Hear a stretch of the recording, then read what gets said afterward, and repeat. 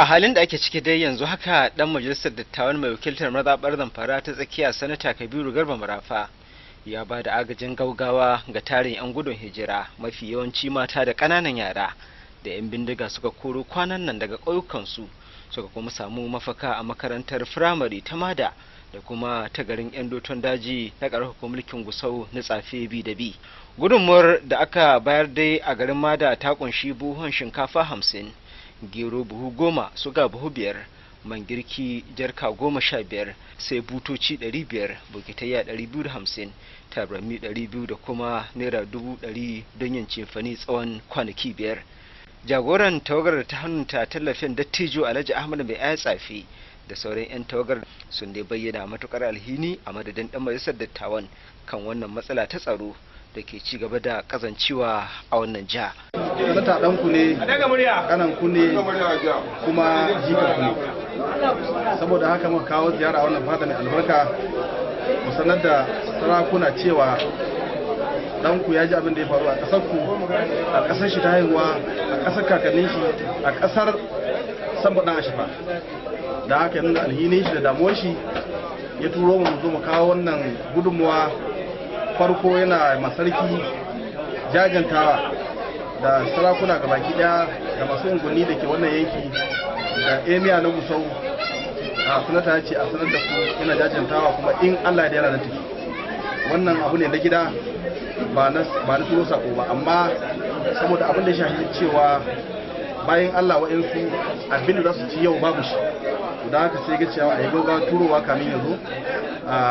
Mai martaba sarki sanata ya ce yana godiya da irin addu'o'in da ake mashi, kuma mun zo wannan fada ne mu sanar da sarki domin mu samu addu'o'i daga bakunan kuma albarka, kuma ku ji irin shirye-shiryen da shi sanata ya yi a wannan tafiya mai albarka da muka zo da ita.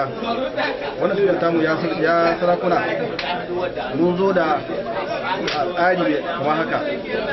Akwai buhun shinkafa 50, saboda ayi la'akari da cewa sallah ta matsu, shine ya bada abincin da waɗannan mutane za su ci na kwana 5.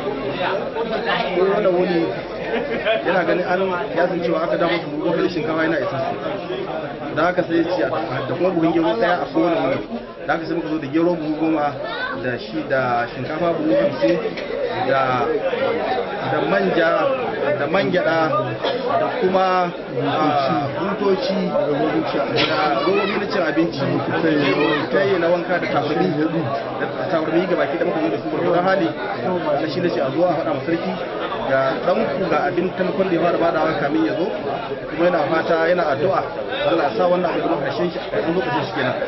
Allah ya isa muku. Muna godiya ga Allah madaukakin sarki mai kowa mai komi da ya halitto muna wannan bawan Allah cikin yankin, shine marafan Zamfara Alhaji Kabiru Marafa. Wannan jajircewa da yake yi da irin wannan tallafi da yake bayarwa a nan dukkan yankin Zamfara ba sai yanki ne ɗaya ba, wannan ba shi bane na farko. Nan yankin mun san yana iyaka kokarin shi kusan kowane wata. Wannan abubuwa na karimci da ya yi a madadin sauran uwayen ƙasa na wannan yanki, muna godiya akan wannan karimci, kuma muna fatar Allah ya saka mashi da alheri. Wannan abubuwa da ke faruwa ba fatarsa bane daga yana ta alheri in wani bala'i ya faru, ba ya fata haka. To amma wa ma tasha'una illa an yasha Allah. Ma asaba min musibatin illa bi idhnillah. Wannan al'amurra yana yin su ne don dole ta kama. Don hakan ga muna ƙara godiya, a mika mana godiyanmu a madadin sauran talakawanmu na wannan yanki. Mun ji daɗi, mun gode, kuma muna fatar wannan kwamitin mai albarka muna jin shiga rediyo koyaushe, da fatar cewa yadda sun ka zo lahiya Allah mai da su gidajensu lafiya. Wasu daga cikin 'yan gudun hijirar dai sun yi godiya. Kabiru Marafa mun gode, mun ji daɗi, kuma alhamdulillah. Ko da Kabiru Marafa bai tallafa mana da duk wani abinci ba, mu babban tallafin da muka so ga Kabiru Marafa ya kasance yankin nan namu mu koma gonakinmu da gidajenmu mu yi noma mu ci da iyalinmu mu yi suturori cikin jin daɗin rayuwa. Hillani na koro mu sun hana mu noma ƙasanmu kuma mu abincinmu sun ko bariya sun toye mana abincin haka nan muke zanne mun ana ta ishe mu ba mu ga dabbobi amma haka da marahayan muna godiya gare kuma muna cikin sa mashi albarka.